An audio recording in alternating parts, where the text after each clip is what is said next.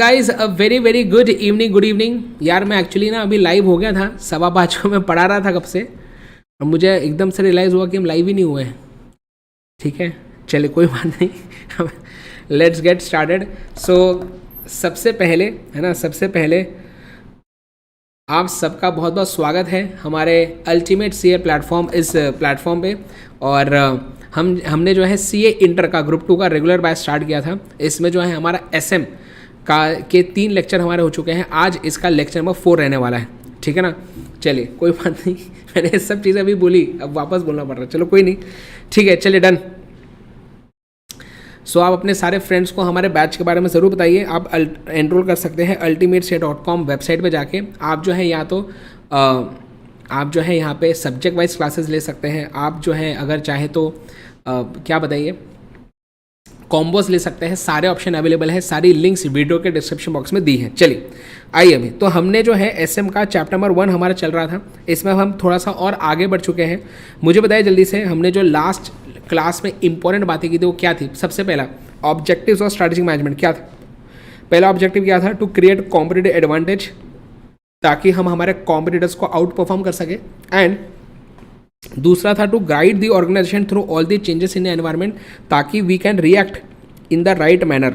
मतलब कि जब भी कोई चेंज होगा एनवायरनमेंट में तो सही तरीके से कैसे उसको रिएक्ट कर सके उस पर। ठीक है ना, ओके। अगला मुझे नेक्स्ट पॉइंट बताइए, बेनिफिट्स या importance of strategic management. Come on, what are the benefits या इंपॉर्टेंस ऑफ एसएम। तो इसमें मैंने आपको पढ़ाया था, एक ट्रिक बताई थी, बताओ कम ऑन। ट्रिक क्या है, फेसबुक पे फ्रेम वाली डीपी क्यों लगाते हैं, है ना। फेसबुक पे फ्रेम वाली डीपी क्यों लगाते हैं, तो सी क्या है, सी स्क्वायर, इसमें 2 सी है ना, तो क्यू 2 सी है। ठीक है, क्यों लगाते हैं, तो मुझे बताया जल्दी से what are the benefits and importance. पहला, फेसबुक पे मुझे बताओ कि एसएम हमें क्या किस चीज़ में हेल्प करता है। It helps the organisation to face the future, acts as a path finder. Then अगला क्या है, अगला पॉइंट था कि it provides a framework for all major decisions. Then D से क्या था, बताओ डी से क्या था, कम ऑन। बेनिफिट्स में डी से क्या था, डी से था it helps us in defining goals and mission. P से क्या था, ये हमें प्रोएक्टिव रहना सिखाता है रादर देन रिएक्टिव, तो we can be more proactive rather than reactive. Then 2 C थे। पहला सी क्या था कि SM acts as a corporate defence mechanism against क्या बताइए, मिस्टेक्स एंड पिट्सफॉल्स, ताकि we can avoid costly mistakes. हमसे कॉस्टली मिस्टेक होने से पहले ही हम बच जाएंगे अगर एसएम को बराबर से फॉलो करेंगे। तो बिजनेस में बड़ी बड़ी गलतियां करने से हम पहले ही बच जाएंगे अगर एसएम को फॉलो करेंगे तो। अगला सी क्या था, it helps us in developing our core competencies, है ना। यह हमारे कोर कॉम्पिटेंसी डेवलप करने में हेल्प करता है, कॉम्पिटिटिव एडवांटेज क्रिएट करने में हेल्प करता है। कॉम्पिटिटिव एडवांटेज मतलब हमारे कॉम्पिटिटर से मार्केट में आगे बढ़ने के लिए, है ना, कॉम्पिटिटर्स को आउट परफॉर्म करने के लिए आपके पास कॉम्पिटिटिव एडवांटेज होना चाहिए। करेक्ट। एंड आखिरी क्या है, क्यू लगाते हैं, एल से क्या था, it enhances the longevity of the business. याद आ रहा है, ज़्यादा लंबे समय तक बिजनेस को चलाना है तो एसएम को फॉलो करना पड़ेगा। क्या ये याद आ रहा है, मुझे बताइए कम ऑन, येस और नो मुझे बताइए। हाँ, तो मैं क्या चाहता हूँ, प्लीज़ मेरी बात सुनिए ध्यान से। तो मैंने आपको पिछले क्लास में समझाया था कि आपको कैसे आपको पढ़ाने वाले, याद आ रहा है। मैंने आपको बोला था कि जब भी हम क्लास में रहेंगे तो हमको कॉन्सेप्ट बताएंगे, एग्जांपल्स बताएंगे। एसएम शास्त्र जो है इसमें मार्किंग करते रहेंगे बीच बीच में, एसएम हैंड रिटन में नोटिंग करेंगे, एसएम कंपाइलर से हम क्वेश्चन सॉल्व करेंगे।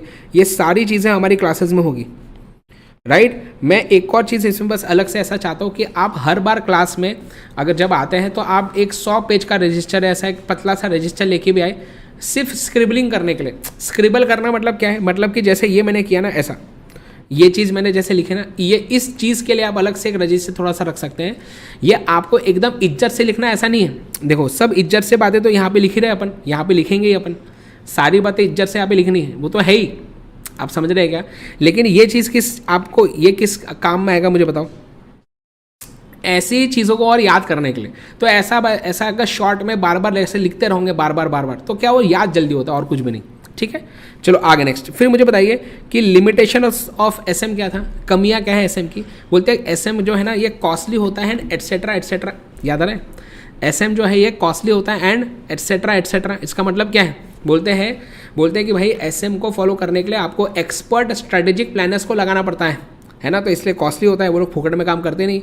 ई से क्या था, difficult to estimate the competitive response. याद है। इसमें हमने एग्जाम्पल किसका दिया था बताइए। इसमें हमने एग्जाम्पल दिया था वो एप्पल का 3.5 mm जैक, ऑडियो जैक, उसने जब ये एप्पल ने ये चीज़ हटा दी तो उससे गड़बड़ किसको होगी, सारे स्पीकर बनाने वाली कंपनीज़ को, ईयरफोन बनाने वाली कंपनीज़ को इससे गड़बड़ होगी, ठीक है। उनको तुरंत में अपने प्रोडक्ट को चेंज करना पड़ा, नए प्रोडक्ट लाने पड़े, करेक्ट। नेक्स्ट देन टी से क्या था कि ये टाइम कंज्यूमिंग होता है। बहुत बार क्या होता है कि हम स्ट्रैटेजी बनाने में ही पूरा टाइम लगा देते हैं और पता चलता है कि हमसे ये चीज़ एग्जीक्यूट ही नहीं हो पा रही अब ढंग से तो ये गड़बड़ होती है। आगे, and environment is what, it is highly complex and turbulent, है ना। तो डिफ़िकल्ट टू अंडरस्टैंड, बोलते हैं एनवायरमेंट को समझना बहुत डिफिकल्ट होता है। बहुत बार हमने तो स्ट्रैटेजी जो अजम्पशंस के बेसिस पर स्ट्रैटेजी बनाई थी, तो बहुत बार क्या होता है कि बहुत बार हमारी स्ट्रैटेजी वर्क करती ही नहीं, क्योंकि एनवायरनमेंट इतना कॉम्प्लेक्स, इतना टर्बुलेंट, इतना चेंजिंग है। इसमें हमने एग्जांपल दिया था आपका इलेक्ट्रिक व्हीकल वाला, याद है कि इलेक्ट्रिक व्हीकल वाली कंपनीज को लग रहा था कि हमारा तो इलेक्ट्रिक व्हीकल बनाओ दनादन बिकेंगी, क्योंकि गवर्नमेंट का भी इतना ज़्यादा सपोर्ट है। लेकिन हुआ क्या, लोगों ने लॉन्च की ये इलेक्ट्रिक व्हीकल और उस पर आग लग रही थी रास्ते में। तो ये देख के क्या हुआ बताइए, इससे उनका काफ़ी सेल लॉस हुआ। तो होता क्या है बहुत बार कि हम स्ट्रैटेजी बना लेते हैं एनवायरनमेंट के हिसाब से, लेकिन फिर भी एनवायरनमेंट कॉम्प्लेक्स है, टर्बुलेंट है। तो इस कॉम्प्लेक्स टर्बुलेंट एनवायरनमेंट में हमारी बहुत बार स्ट्रैटेजी वर्क नहीं कर पाती, यही इसका लिमिटेशन है, बस ऐसा बोल रहे हैं, ठीक है। Okay, done. तो ये बातें हमारी हुई थी। अब मुझे इसमें थोड़ा सा आगे बढ़ना है। अब मुझे रात दिन तुम्हारा ही ख्याल है। चलो एक काम करते हैं अपन, जल्दी से एक बार रीड कर लेते हैं, राइट। एक बार हम जल्दी से रीड कर लेंगे। तो यहाँ तक तो बातें हो गई थी हमारी, ठीक है ना। हाँ, अब यहाँ से पेज नंबर 1.3 पे आएंगे। चलिए बोलते हैं, ये चीज़ मैंने आपको बीच में बताई भी थी कि हम हमारे ऑर्गेनाइजेशन में जो स्ट्रैटेजीज है ना बेटा, वो 3 लेवल पे बनाते हैं, है ना। एक होता है corporate level, divisional level, functional level, या इसको एक्चुअली बोलते हैं कॉर्पोरेट लेवल स्ट्रैटेजी, ये होता है बिजनेस लेवल स्ट्रैटेजी, ये होता है functional level strategy. Corporate level strategy क्या होती है, they are formulated by the top managers. आपको MCQ आ सकता है एकदम फालतू सा, कि बताइए कौन सा ऐसा स्ट्रैटेजी है which is formulated bye top managers. क्या फालतू सवाल है, आ सकता है, ठीक है, चांसेस कम है पर ठीक है अभी, ठीक है। आगे नेक्स्ट बोलते हैं, such strategies include determination of the plans for expansion, growth, vertical horizontal integration. Vertical horizontal integration का मतलब क्या होता है, जैसे समझो मैं अगर शर्ट बनाता हूँ, शर्ट, अब शर्ट बनाने के लिए कपड़ा लगता है, तो अगर मैंने कपड़ा बनाना भी खुद ही चालू कर दिया, इसको बोलते हैं वर्टिकल इंटीग्रेशन करना। जैसे मैं अभी शर्ट बनाता हूँ, शर्ट बनाने के लिए मैं कपड़ा दूसरों से खरीदता हूँ, सप्लायर से खरीदता हूँ। मैं अब शर्ट बनाने के लिए समझो, अब अगर खुद से कपड़ा बनाना भी चालू कर दूँ तो ये हो जाएगा वर्टिकल इंटीग्रेशन। इसको बोलते हैं बैकवर्ड इंटीग्रेशन, राइट। अब मेरा काम सिर्फ शर्ट बनाना है, फिर मैं क्या करता हूँ, ये शर्ट को ले जाके मॉल्स में दे देता हूँ और मॉल के थ्रू उसको बेचता हूँ। अब अगर मैंने आगे जाके खुद के स्टोर्स चालू किए, जैसे रीबॉक, नाइकी के खुद के स्टोर्स भी है। जैसे एप्पल ने क्या किया, एप्पल जो है पहले इंडिया में एप्पल के खुद के स्टोर नहीं थे, एप्पल के वेरीफाइड सेलर्स थे, खुद का स्टोर नहीं था, पर उसने रिसेंट में मुंबई में खुद का स्टोर चालू किया। इसको बोलते हैं फॉरवर्ड इंटीग्रेशन करना। क्या बोलते हैं, फॉरवर्ड इंटीग्रेशन। तो बैकवर्ड फॉरवर्ड ये वर्टिकल इंटीग्रेशन के अंदर आता है। सर एक बार फिर से बोलो, हमने लिखा नहीं, ढोकले छोले भटूरे, ये अलग से चैप्टर नंबर 4 में पूरा डिटेल में आता है, इसलिए भी ऊपर से बता रहा हूँ। हॉरिजॉन्टल इंटीग्रेशन क्या होता है, इसमें ना मैं जैसे शर्ट बनाने से रिलेटेड काम में आगे या पीछे जा रहा हूँ तो वर्टिकल। हॉरिजॉन्टल में क्या होगा, मैं शर्ट बनाता हूँ, अभी मैंने पैंट बनाना चालू किया, मैं शर्ट बनाता हूँ, मैंने अभी टाई बनाना चालू किया, मैं शर्ट बनाता हूँ, मैंने जो है वॉलेट बनाना चालू किया। समझ में आ रहा है, ये क्या एक प्रकार का हॉरिजॉन्टल इंटीग्रेशन, मतलब सिमिलर टाइप के बिजनेस में मैं जा रहा हूँ, खुद से चालू कर रहा हूँ, इसको कहते हैं इंटीग्रेशन करना, मतलब खुद ही कर रहा हूँ ये चीज़, एक है ना। टेक ओवर या मर्जर क्या होता है कि मैं जो हूँ दूसरे कंपनी को खरीद रहा हूँ या दूसरे कंपनी के साथ मर्ज हो रहा हूँ। ये डाइवर्सिफिकेशन क्या होगा, मैं शर्ट बनाता हूँ, अब मैंने फूड बिजनेस पे चला गया, जैसे आइकिया ने किया, वो था फर्नीचर बिजनेस में, वो फूड बिजनेस पे चला गया, राइट। बोलते हैं और कौन से नए बिजनेस में पैसा लगाना है, कौन से बिजनेस से पैसा हटा देना है, बंद कर देना है बिजनेस को, है ना।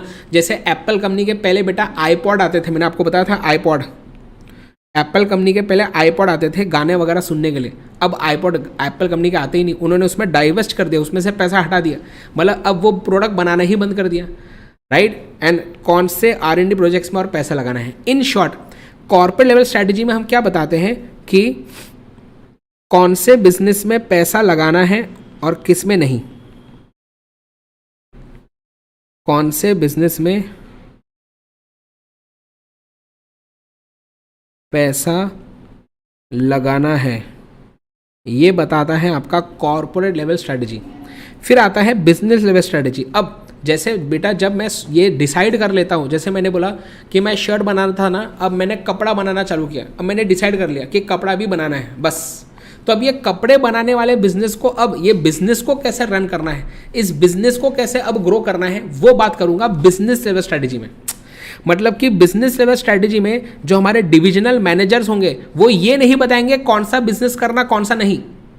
कॉर्पोरेट लेवल लोग, कॉर्पोरेट लेवल वाले लोग, टॉप मैनेजर बताएंगे कौन से बिजनेस में जाना है किस में नहीं। मुकेश अंबानी बताएगा कि रिलायंस का जो पैसा है वो कौन से बिजनेस में लगेगा किस में नहीं।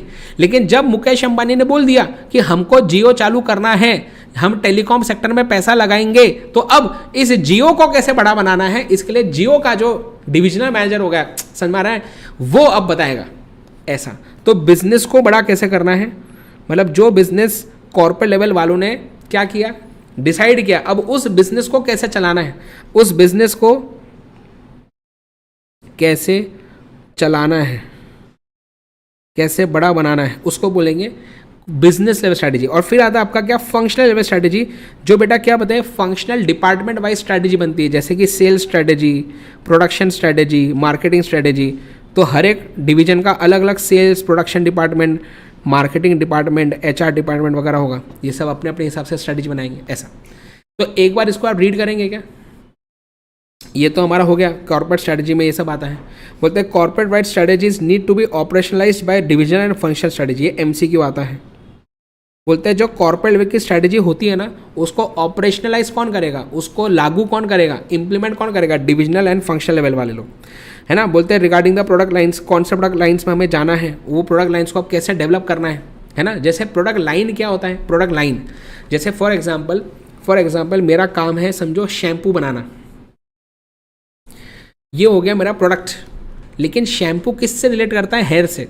अब मैं शैम्पू के साथ साथ कंडीशनर भी बनाता हूँ, मैं कंडीशनर के साथ साथ वैक्स भी बनाता हूँ, आपको पता है ना बालों में वैक्स लगता है, वैक्स या जेल। मैं इसके साथ साथ जो है हेयर स्प्रे भी बनाता हूँ, ये हो जाएगा प्रोडक्ट लाइन।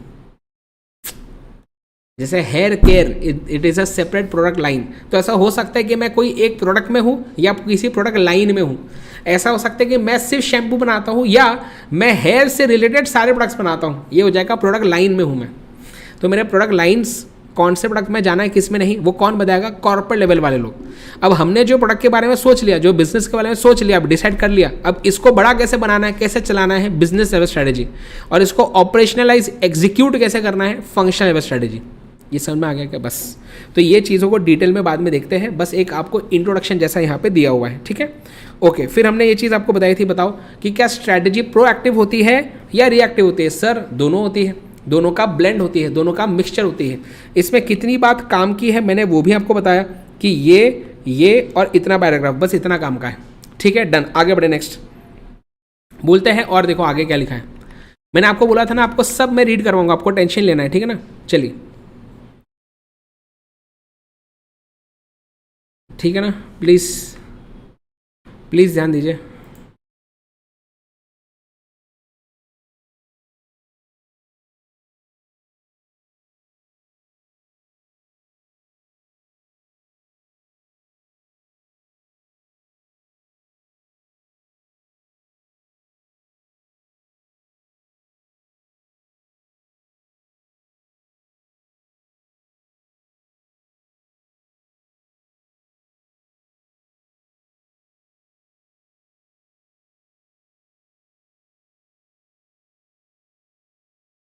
चलिए आइए वापस आएंगे। नेक्स्ट अगली बात है, बोलते हैं स्ट्रैटेजी हेल्प्स टू अनरेवल।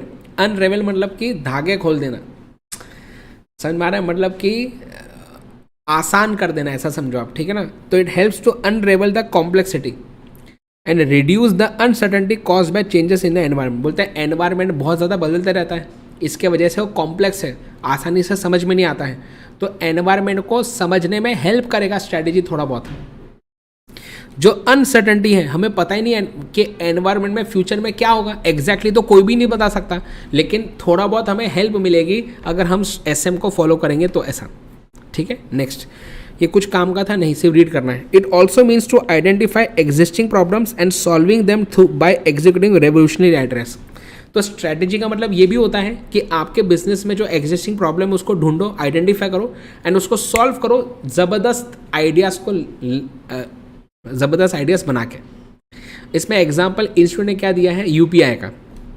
अब अगर मैं UPI की आपको बात करूं, बेटा UPI जो है ना, अब इंडिया की गवर्नमेंट को ये समझ में आया कि अगर हमें हमारे कंट्री में ट्रांजैक्शंस को बढ़ाना है, लार्ज स्केल में लेके जाना है, तो इसके लिए कैश में अगर ट्रांजैक्शन होते रहेंगे ना तो चलेगा नहीं, इससे जमेगा नहीं, है ना। अच्छा, साथ ही साथ कैश को हैंडल करने में भी बहुत खर्चा होता है ना। RBI को कैश को प्रिंट करने में, उसको मैनेज करने में भी बहुत खर्चा होता है।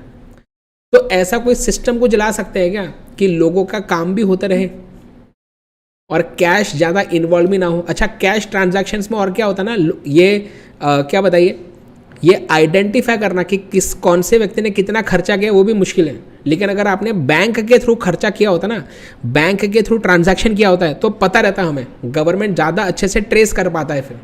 तो गवर्नमेंट इसलिए हमेशा चाहता है कि ज़्यादा से ज़्यादा लोग बैंक से जुड़े रहें।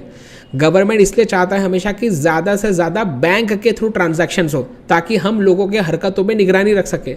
ऐसा तो नहीं कि व्यक्ति कमाता बहुत है बट टैक्स पे नहीं करता, ये पता कैसे चलेगा उसके बैंक ट्रांजैक्शंस। तो हमें क्या करना है कि लोगों का बैंक का क्या करना है, यूसेज बढ़ाना है।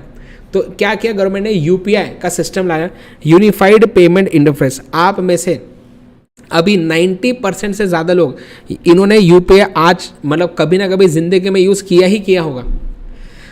UPI ने बेटा बदल के रख दिया the entire digital payment landscape in India and has now even gone global. क्या आपको ये चीज़ पता है कि आप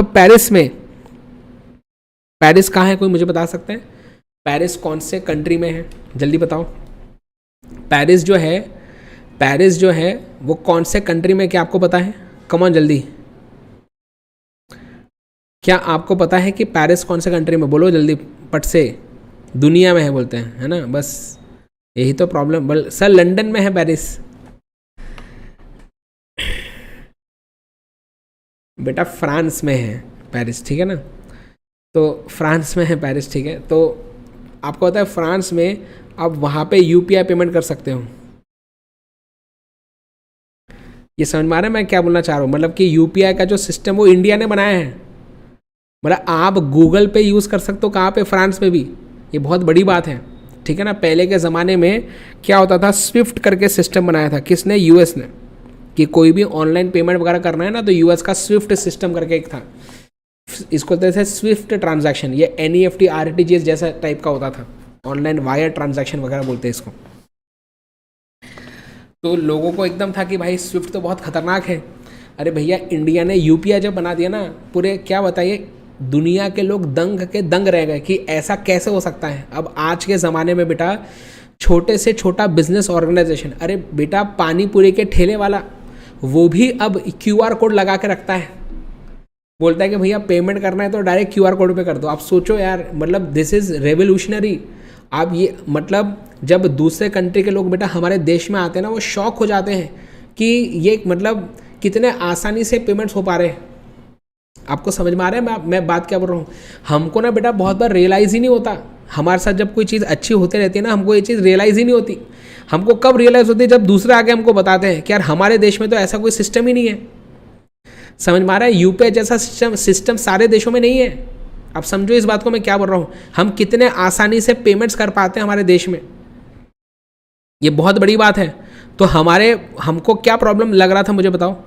प्रॉब्लम क्या आ रहा था? प्रॉब्लम ये आ रहा था कि कैश को मैनेज करने में खर्चा बहुत हो रहा था, मतलब उसको मैनेज करने में कॉस्ट बहुत आ रहा था। गवर्नमेंट चाहता था ज़्यादा से ज़्यादा लोग क्या करें, बैंक के थ्रू ट्रांजैक्शंस करें, कैशलेस इंडिया बनाना चाहते थे। तो बोलते हैं हमारे देश को डिजिटल, क्या बताइए, डिजिटल इंडिया के इस ख्वाब को पूरा करने के लिए, कैशलेस इंडिया बनाने के लिए कि भैया कैश को कम से कम यूज़ करो, क्या किया बताओ? हमारे देश में रिडक्शन इन यूज़ ऑफ हम चाहते नहीं थे कि ज़्यादा फिजिकल मनी यूज़ हो, क्योंकि फिर और ज़्यादा पैसा छापना पड़ता फिर आरबीआई को। तो फिर क्या किया बताओ, क्या किया बताइए। हमारे कॉस्ट को, हमारे रिस्क को मिनिमाइज़ करने के लिए, कैश हैंडलिंग कॉस्ट बोलते हैं इसको, उसको मिनिमाइज़ करने के लिए क्या किया इन्होंने बेटा, लेके आया यूपीआई का सिस्टम।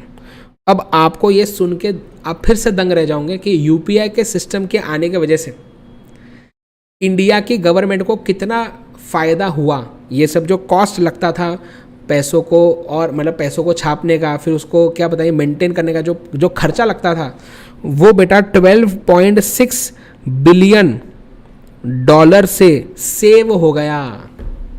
आप सोचो, यूपीआई सिस्टम आने के वजह से हमारे देश को इतने रुपए का फ़ायदा हुआ है। सिर्फ आपको समझ में आ रही बात है मैं क्या बोलना चाह रहा हूँ। ये क्या है बोलते, ये भी तो एक प्रकार की गवर्नमेंट की स्ट्रैटेजी थी यूपीआई सिस्टम को लाने की, बस राइट। तो बोलते हैं कि बोलते हैं इट वाज ऑल बिकॉज, तो यूपीआई जो है वो क्या बताइए, वो क्यों इतना फेमस हुआ। बोलते हैं it was all because of well planned identification of the existing problem statement and formulating a strategy putting it to perfect execution. तो हमने बोलते हैं यूपीआई का सिस्टम इतना बेस्ट क्यों हमारे देश में। ऑब्वियसली पहले तो प्रॉब्लम को आइडेंटिफाई किया हमारे गवर्नमेंट ने, और फिर उसके लिए ये तरीका निकाला कि भाई यूपीआई सिस्टम लाओ। इससे क्या होगा बताइए, हमारा काफ़ी पैसा बचेगा। तो आपको आज घर पे जाके चेक करना है कि यूपीआई जो है फ्रांस के अलावा, इंडिया के अलावा और कौन से कंट्रीज़ में यूपीआई चलता है। ये बहुत बड़ी बात है हमारे देश के लिए, ठीक है ना। यूएसए वाले भी शौक हो जाते हैं, क्योंकि यूएसए वालों के पास भी ऐसा सिस्टम नहीं है यूपीआई जैसा। चलिए आइए वापस, मुझे एक बात बताओ, यहाँ पे एक फालतू सा सवाल है। बोलते हैं केचप ब्रांड, प्लीज़ ध्यान दीजिए। बोलते हैं ketchup brand making a healthier ketchup with less sugar and preservative to attract more customer by letting parents feel safe about the kids consuming ketchup, can this be called as a strategy. क्या इस चीज़ को हम strategy बोल सकते हैं। एक ketchup brand ने क्या किया, अपने केचप को और हेल्दियर बनाने के लिए उसने बोला कि हमारे केचप में, हमारे टमाटो सॉस में शुगर कम होता है, इसमें प्रिजर्वेटिव्स मतलब केमिकल्स वगैरह वो कम हम डालते हैं। तो क्या ये चीज़ करना, क्या ये एक प्रकार की स्ट्रैटेजी हम बोल सकते हैं क्या केचप ब्रांड के लिए। तो आंसर है यस, बिल्कुल, है ना। आपको पता है कुछ ऐसे भी केचप ब्रांड्स हैं जो लिखते हैं फ्रेश टमाटो केचप। क्या लिखते हैं प्रोडक्ट के ऊपर लिखते हैं फ्रेश टमाटो केचप, जबकि बेटा उस केचप के अंदर टमाटो होता ही नहीं। तो आप लोगों ने फूड फार्मर सुना है, फूड फार्मर का नाम, उसके इंस्टाग्राम वगैरह पे काफ़ी रील्स आते रहते हैं, है ना। तो फूड फार्मर जो है, प्लीज़ ध्यान देंगे, फूड फार्मर भाई साहब ने बताया था एक कंपनी के बारे में, जो क्या बताइए, जो लिखता है फ्रेश टमाटो केचप, पर उसमें फ्रेश टमाटो ही नहीं है। हाँ बेटा, एक बच्चा बोला सर आपने जो जैसे ये बुक में लिखा, क्या हमें भी लिखना है क्या। बेटा आप मुझे बताओ ना, आप कौन से क्लास में आए हैं, मुझे प्लीज़ बताइए, आप कौन से क्लास में हैं, आप मुझे बताओ, क्या लगता है आप कौन से क्लास में हैं बेटा। आप क्या अभी फर्स्ट स्टैंडर्ड में हैं क्या आप अभी फर्स्ट स्टैंडर्ड में हैं, अभी स्कूल में आए हैं आप नए नए। मतलब अब ये कैसे सवाल बेटा पूछते हो बेटा, सर ये लिखना है क्या, सर ये लिखना है क्या, मुझे समझ में नहीं आ रहा है बेटा, क्या हो रहा है बेटा, क्यों ऐसे मतलब वाहियात सवाल आते हैं, कैसे, मुझे समझ में नहीं आ रहा है। अभी आपको जैसे अगर यहाँ पे मैंने कुछ लिखा है, इससे आप लिख सकते हैं, इसका कोई प्रॉब्लम नहीं है। आपको लगता है कि यहाँ पे आपको जो है इसको समझने के लिए मैंने जो ये लिखा है आपको इम्पोर्टेंट लगता है, बिल्कुल लिखिए, लिखना चाहिए, वहाँ पे जगह तो लिखिए। मतलब मुझे बेटा ये कैसे सवाल है बेटा कि सर ये लिखना है क्या, ये लिखना है क्या, लिख लो ना, अच्छी बात है, लिख लेंगे तो आपको समझ में आएगा फिर आगे। समझ में आ रही बात है क्या ब्रो। चलिए आगे बढ़े, नेक्स्ट। ओके, तो क्या ये स्ट्रैटेजी मुझे बताइए। Yes, answer is yes. बोलते हैं yes it is a strategy to fight competition and adapt with the changing external environment. People becoming health conscious is external environment factor. बोलते हैं हमने एक्सटर्नल एनवायरनमेंट में आजकल हम देख रहे हैं कि हमारे कस्टमर्स जो है वो और ज़्यादा हेल्थ कॉन्शियस होते जा रहे हैं। क्या होते जा रहे हैं, वो और ज़्यादा कॉन्शियस, हेल्थ कॉन्शियस, मतलब हेल्थ के बारे में और ज़्यादा सोच रहे हैं। तो अगर हम कोई ऐसा प्रोडक्ट बनाएं जिसमें हम बोले कि इसमें शक्कर कम है, प्रिजर्वेटिव्स कम है, तो हमारा माल ज़्यादा बिक सकता है। आपको समझ में आया पॉइंट में क्या बोला। यस, तो क्या ये स्ट्रैटेजी है, बिल्कुल है, ठीक है। चलो आगे, ये डन है बेटा, मुझे बताओ। ओके नेक्स्ट, देन हमने आपको एसएम का ये प्रोसेस बताया था, आगे बढ़े। बोलते the importance of SM essentially lies in enabling the organisation to perform better than its competitors. बोलते भैया एसएम का ना एक मेजर यूज़ यही है कि हम क्यों एसएम यूज़ कर रहे हैं हमारे बिजनेस में, ताकि हम हमारे कॉम्पिटिटर्स से बेटर बन सके। इसको दूसरे भाषा में बोलते हैं कि हम हमारे कॉम्पिटिटर्स को आउट परफॉर्म कर सके, है ना। तो हम हमारे कॉम्पिटिटर्स को आउट परफॉर्म कर सके हमारे खुद के पास्ट के, हमारे खुद के प्रेजेंट परफॉर्मेंस से और बेटर हो सके, इसलिए एसएम यूज करते हैं बिजनेस में। That is delivering superior returns to the investors, superior value to customers and superior performance to the employees, supply, government, society etcetera. तो हम सबको, हमारे स्टेक होल्डर्स को superior returns, superior value, superior performance deliver करना चाहते हैं, इसीलिए हम क्या करते हैं, एसएम को फॉलो करते हैं। क्या ये कुछ काम का था क्या? नहीं। तो आप इसको रीड कर सकते हैं, ठीक है। तो मैंने आपको ये भी करवा दिया। चलिए, तो पेज नंबर 1.3 डन। आइए पेज नंबर 1.4 डन। हाँ, आइए पेज नंबर 1.5 आएगा अभी, है ना। कुछ बच्चों को कल ऐसा दर्द हो रहा था कि सर आपने ये तो बीच में पढ़ा ही नहीं, सर अब तो आप ये पढ़ाएंगे नहीं, अब तो आप आगे बढ़ गए। ऐसा मत, अब घबराइए मत, समझ में आ रहा है, मैं सब ऐसा करवाऊंगा, समझ में आया। चलिए ध्यान दीजिए अभी। हाँ, कुछ ऐसा टॉपिक हो सकता है कि मैं आपको बोलूँ कि यार ये समरी से ही कर लो, इतना ही काम का है, ऐसा हो सकता है। तो मैं आपको आगे बताऊंगा कि कैसे करना है, ठीक है। आप बिल्कुल टेंशन मत लो, बिल्कुल टेंशन लेने की जरूरत ही नहीं है आप लोगों को, ओके। चलिए आइए नेक्स्ट। बोलते हैं the organisational operations are highly influenced by the increasing rate of change in the environment and ripple effect created by the organisation, created on the organisation. क्या बोलते हैं? बोलते हैं कि देखो ये कुछ काम का नहीं था, ठीक है ना, ये बस रीड वाला है। मैं जब बताऊंगा ना कि आपको एमसीक्यू या कुछ मार्क करूंगा तब मार्किंग करना है, ठीक है ना। ये सिर्फ रीड वाला काम है, इसको रीड करना है सिर्फ। बोलते हैं कि हमारे ऑर्गेनाइजेशन के जो ऑपरेशंस है ना बेटा, वो अफेक्ट होते हैं। किस चीज़ से अफेक्ट होते हैं? बोलते हैं वो अफेक्ट होते हैं हमारे एनवायरनमेंट के बदलने से। तो एनवायरनमेंट में मल्टीपल फैक्टर्स होते हैं, है ना। अब फॉर एग्जांपल कि कस्टमर्स का बेटा टेस्ट प्रेफरेंस बदल गया। पहले उनको आपके कंपनी का केचप पसंद आता था, अब पसंद नहीं आ रहा।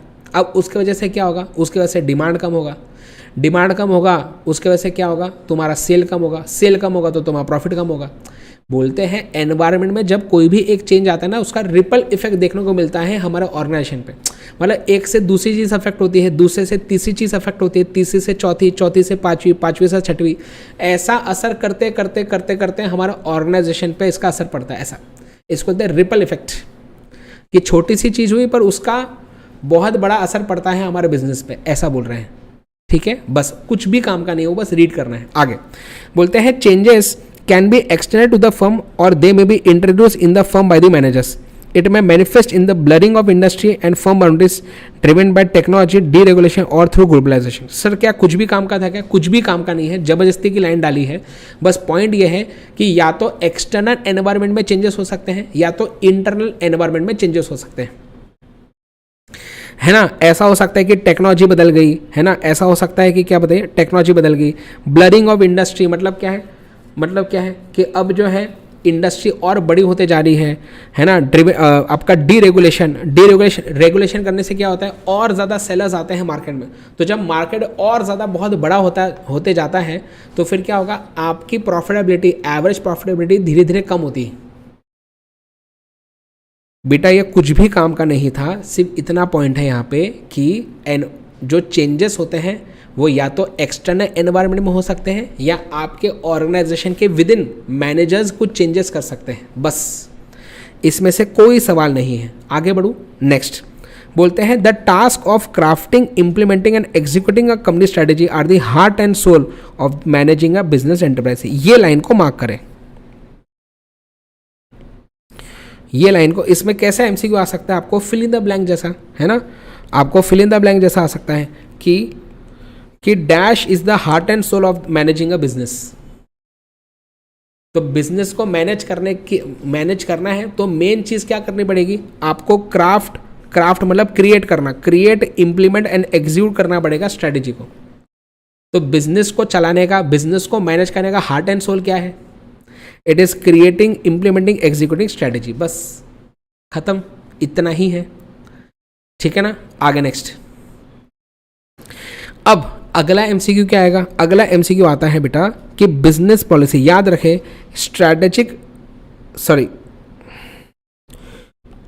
स्ट्रैटेजिक मैनेजमेंट का पुराना नाम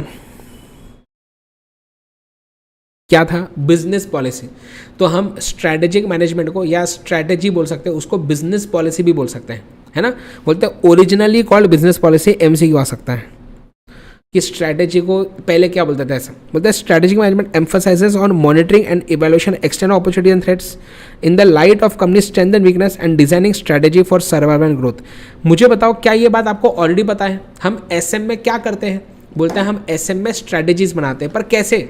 हम पहले एक्सटर्नल एनवायरनमेंट का एनालिसिस करेंगे, अपॉर्चुनिटी थ्रेट्स को समझेंगे, फिर इंटरनल एनवायरनमेंट का एनालिसिस करेंगे, स्ट्रेंथ वीकनेसेस को समझेंगे एंड इनको यूज़ करके एक अच्छी स्ट्रैटेजी बनाएंगे। बस वही चीज़ वहाँ पे लिखी है। सर क्या इस पर कोई सवाल आएगा लिखने वाला? नहीं। क्या आएगा सर इस पर? एमसीक्यू आ सकता है बस। तो यहाँ पे काम की बात क्या है मुझे बताओ, कम ऑन। यहाँ पे काम की बात कितनी है? ये ही काम की बात है, ये काम की बात नहीं है। क्या मैं आगे बढ़ सकता हूँ? बताइए। नेक्स्ट, इंपॉर्टेंस या बेनिफिट्स ऑफ स्ट्रैटेजिक मैनेजमेंट। बेटा यहाँ पे ये कुछ काम की बात नहीं है, ये इंट्रोडक्शन है, फिर भी एक बार बता देता हूँ क्योंकि फिर बच्चे बोलेंगे सर ये तो पढ़ाया नहीं। चलिए इधर आइए। बोलते हैं formulating and implementing strategy is essential for all organisation. देखो वही बातें बार बार लिखनी है। बोले स्ट्रैटेजी को तुमको बनाना है, बराबर से इम्प्लीमेंट करना है, तुम्हारे ऑर्गेनाइजेशन के सक्सेस के लिए, सर्वाइवल के लिए इंपॉर्टेंट है। कुछ काम का है क्या बेटा? ये कुछ काम का नहीं। आगे, हाँ आप चाहे तो इसको बस मार्क कर सकते हैं कि सर्वाइवल ऑफ द फिटेस्ट, ये किसने बोला था? ये भी मैंने आपको पहले क्लासेस में बताया हुआ है। सर्वाइवल ऑफ द फिटेस्ट किसने बोला था? ये चार्ल्स डार्विन। इन्होंने तो वैसे बायोलॉजी में स्पीशीज के बारे में बोला था, लेकिन यही चीज़ हम बिजनेस में लगा सकते हैं। It is not the strongest, it is not the most intelligent, but वही व्यक्ति, वही ऑर्गेनाइजेशन सर्वाइव करेगा लॉन्ग टर्म के लिए, which is what, which is most responsive to change. याद रहे, which is most responsive to change, है ना।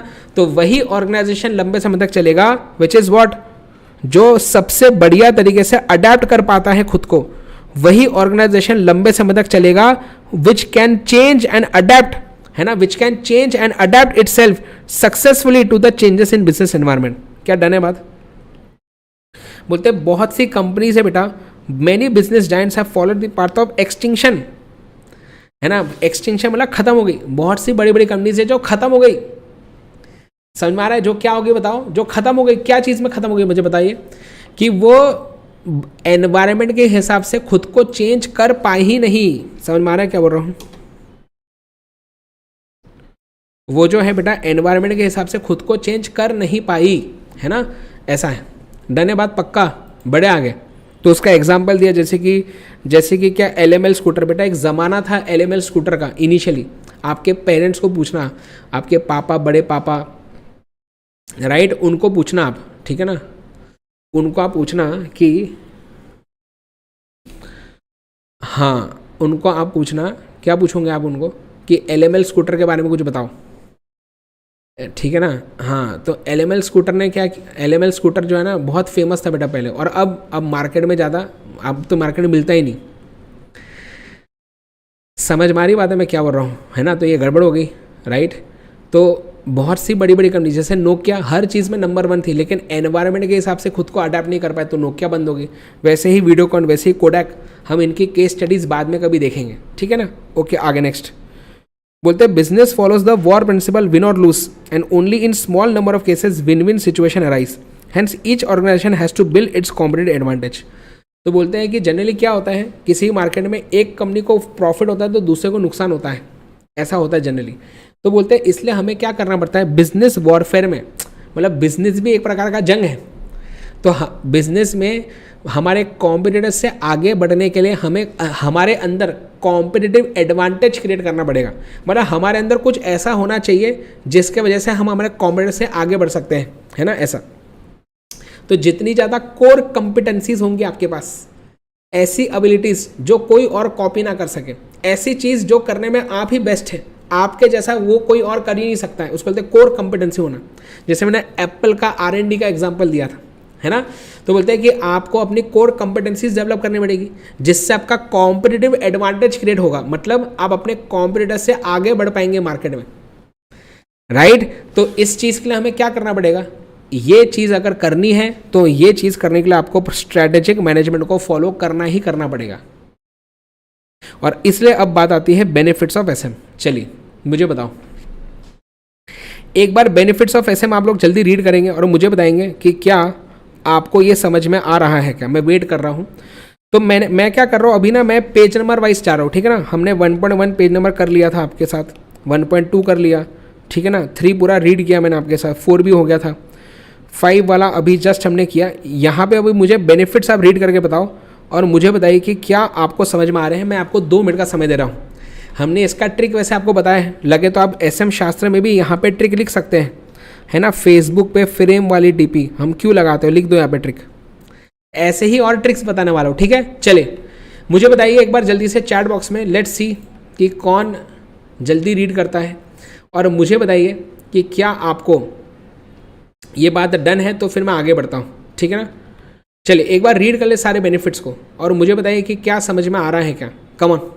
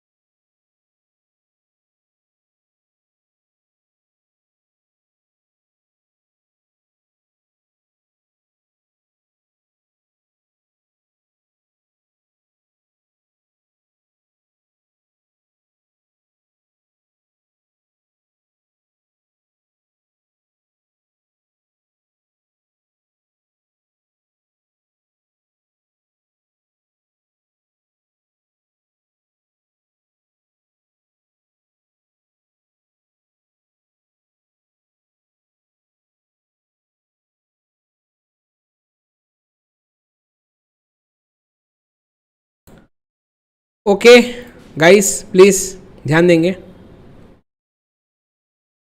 यस तो मैंने क्या बोला, अब सर क्या हमें जब ये सवाल आए एग्ज़ाम में तो सर आपने जैसे ब्रीफ में लिखा था वैसे लिख सकते हो। देखो आपको एग्ज़ाम में कैसे लिखना है यही सवाल है ना आपका। इसके लिए क्या है, आपको एसएम कंपाइलर दिया हुआ है, इसके लिए ही हमने आपको एसएम कंपाइलर दिया हुआ है। समझेंगे आप पॉइंट मैं क्या बोल रहा हूँ। इसके लिए ही हमने आपको ये कंपाइलर दिया हुआ है ताकि आपको समझे कि एग्ज़ाम में कैसा लिखना है, ऐसा लिखना है। आप समझे बात।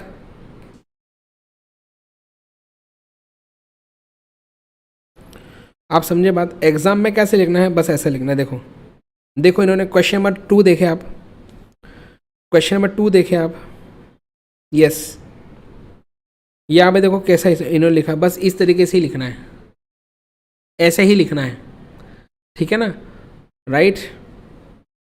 तो सर कैसे लिखना है, ऐसे लिखना है, आगे बढ़े। ठीक है आइए नेक्स्ट। तो इधर आइए, तो क्वेश्चन नंबर 2 आप मार्क कर लेना, क्वेश्चन 2 कि इस तरह से आपको सवाल आ सकता है बेनिफिट्स वाले पॉइंट पे, ठीक है। बस हो गया, इधर आइए अभी। तो मुझे बताओ, मैं आपको इसको क्विकली एक बार अभी रीड कर रहा हूँ, आपको कुछ कुछ मतलब बता देता हूँ जो अगर इसमें कुछ बचा हो पॉइंट, और फिर अपन क्या करेंगे इसका ट्रिक देखेंगे, फिर आगे बढ़ जाएंगे, ठीक है ना। तो ट्रिक बता दिया था कल, एक बार क्विकली रीड कर रहे देखें। पहला क्या था पॉइंट, पहला था कि it helps the organisation to face the future, है ना। तो एसएम सीक्स टू प्रिपेयर, यह हमें प्रिपेयर करता है फ्यूचर को फेस करने के लिए। It acts as a path finder, मतलब हमें रास्ता दिखाता है कि जो भी जो अपॉर्चुनिटीज़ है मार्केट में उसको कैसे ग्रैब कर सकते हैं, कैसे उसको यूटिलाइज कर सकते हैं अपने बेनिफिट के लिए। So organisations are able to identify available opportunities and identify ways and means to reach them, है ना, टू यूटिलाइज देम। ऐसा पहला हो गया पॉइंट। अगला पहला क्या था, फेसबुक पे फ्रेम वाली, फ्रेम क्या था, framework for all major decisions. क्या ये मैंने आपको कल ही समझा दिया था वैसे, कि हमें जो है हमारे ऑर्गेनाइजेशन में कौन से बिजनेस में जाना है, कौन से प्रोडक्ट चालू करना है, कौन सा नहीं, कौन से मार्केट में माल को बेचना है, हमारी मैन्युफैक्चरिंग फैसिलिटीज़ कैसी होनी चाहिए, पैसों कहाँ इन्वेस्ट करना है, कहाँ नहीं, हमारा ऑर्गेनाइजेशन का स्ट्रक्चर कैसा होना चाहिए, ये सारे मेजर डिसीजंस लेने में हमें एसएम हेल्प करता है। It provides guidance to enter organisation on what it is trying to achieve. तो हमारा ऑर्गेनाइजेशन क्या अचीव करना चाहता है उस पर गाइडेंस प्रोवाइड कर रहा है एसएम। एसएम के थ्रू पता चलेगा हमें कि हम क्या अचीव करना चाहते हैं ऐसा। तो फेसबुक पे फ्रेम वाली डी से क्या था, it helps us in defining goals and mission. देखो तो ये हमारे बिजनेस को एक डायरेक्शन देता है, हमें गोल्स मिशन को सेट करने में हेल्प करता है। ये हेल्प करेगा to define realistic objective which are in line with the vision. भैया ऐसे ऑब्जेक्टिव बनाओ जो हमारे विजन के हिसाब से हो, तो विजन के हिसाब से ऑब्जेक्टिव्स बनाने में, उनको पूरा करने में हेल्प करेगा एसएम। बस इतना ही पॉइंट है। आगे तो डी था, डी के बाद आता है पी। तो it helps us in what, it helps the organisation to be more proactive rather than reactive. So SM helps the organization to be proactive instead of reactive, है ना। It is क्या बताइए, organization are able to analyze, they are able to analyze and take action instead of being mere spectators. Spectators मतलब क्या होता है कि बोले कि हम मार्केट में जो भी चीज़ें होती रहेंगी हम सिर्फ उसको देखते नहीं रहेंगे, हम खुद भी क्या करेंगे, हम खुद भी एक्शंस लेते रहेंगे। जैसे BSNL क्या है, BSNL खुद से कुछ करता नहीं, वहाँ पे जियो, एयरटेल, वोडाफोन आइडिया नई नई चीज़ें करते जा रहा और जियो सिर्फ देखते रहता है। क्या प्रॉब्लम है, जियो जियो बोल रहा हूँ, BSNL ऐसे ही देखते रहता है। जियो, वोडाफोन आइडिया, एयरटेल ये नई नई चीज़ें करते रहते हैं, 5G लेके आते हैं। अभी BSNL वालों ने कुछ समय पहले ही 4G लॉन्च किया है, बताओ। तो BSNL वाला जो है वो SM को बराबर से यूज़ नहीं कर रहा है। अगर एसएम को फॉलो करोगे ना तो तुमको रिएक्टिव नहीं, तुम प्रोएक्टिव रहना सीखोगे, पहले से तुम एक्शंस लोगे। तुमको सिर्फ देखना नहीं है, स्पेक्टेटर मतलब देखना, तुमको सिर्फ ये नहीं देखना कि दूसरे क्या कर रहे हैं, भैया तुम खुद से नई नई चीजें करना सीखोगे अगर एसएम फॉलो करोगे तो। So you will be able to control your own destiny in a better manner. बाकी ऑर्गेनाइजेशन मार्केट में क्या कर रहे हैं, इससे तुम्हारा बिजनेस अफेक्ट नहीं होगा क्योंकि तुम खुद भी एसएम फॉलो कर रहे हो ऐसा। तो बोलते हैं it helps them in working with in the vagaries of the environment and shaping it and instead of getting carried away with the turbulences and uncertainty. तो बदलते एनवायरमेंट में हम ही गायब हो जाए ऐसा नहीं होगा अगर तुम एसएम को फॉलो करेंगे तो। कोई मुझे वेगरीज का मतलब बताएंगे, ऐसा फालतू फालतू शब्द आते ना ठीक है ना, वेगरीज ऑफ एनवायरमेंट बताइए क्या है मतलब, कोई बताएगा। वेगरीज मतलब क्या बोल सकते हैं अपन, फैक्टर्स बोल सकते हैं। यस तो वेगरीज होते हैं, प्लीज़ लिखिए वेगरीज का मतलब बता रहा हूँ। तो बोलते हैं एनवायरनमेंट के वेगरीज में भी आप बढ़िया तरीके से काम कर पाएंगे अगर एसएम को फॉलो करेंगे तो। बोलते हैं अनएक्सपेक्टेड चेंजेस, इसका मतलब होता है अनएक्सपेक्टेड चेंजेस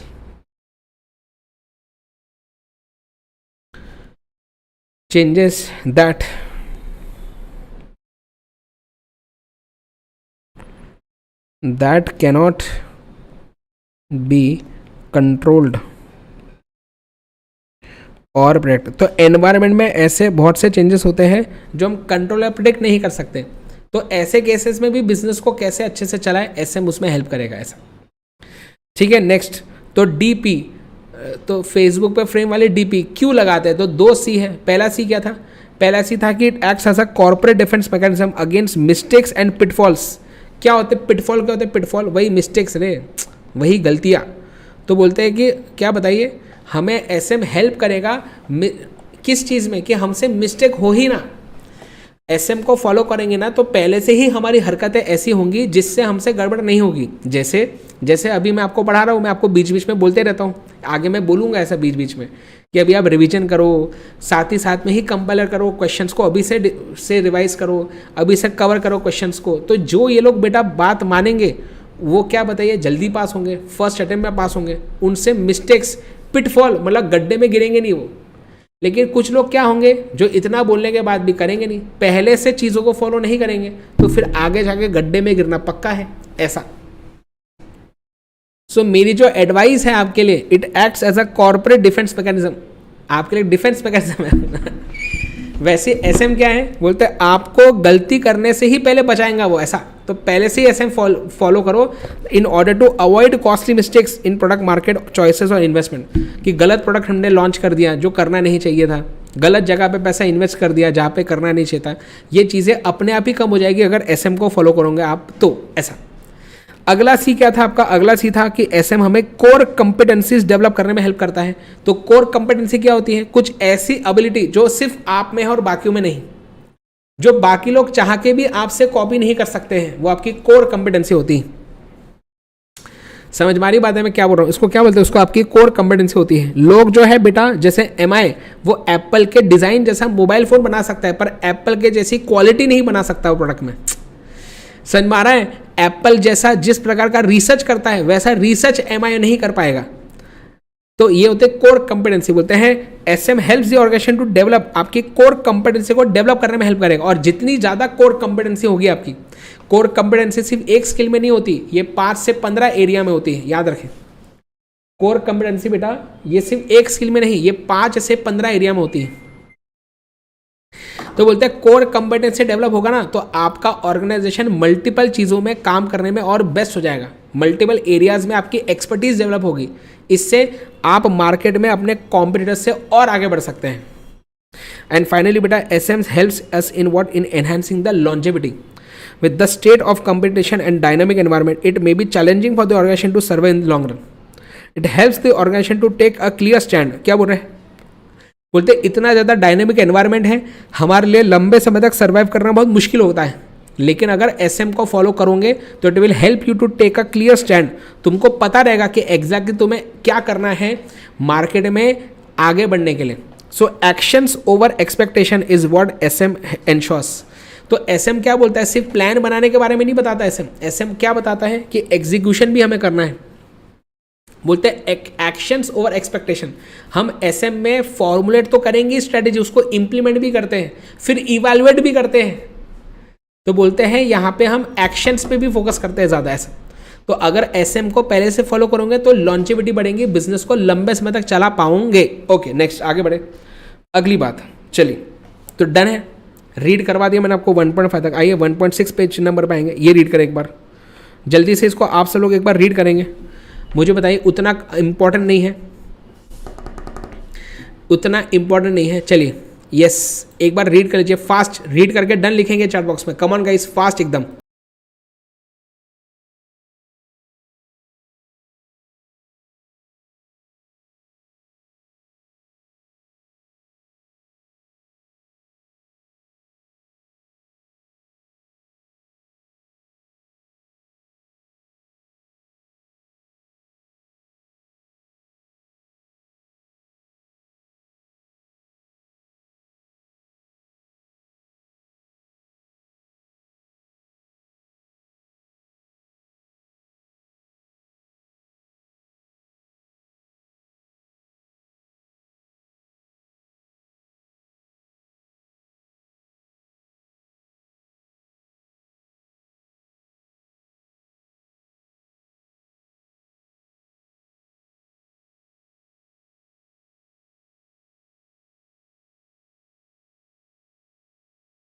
चलिए ओके प्लीज़ देखिए क्या लिखा है।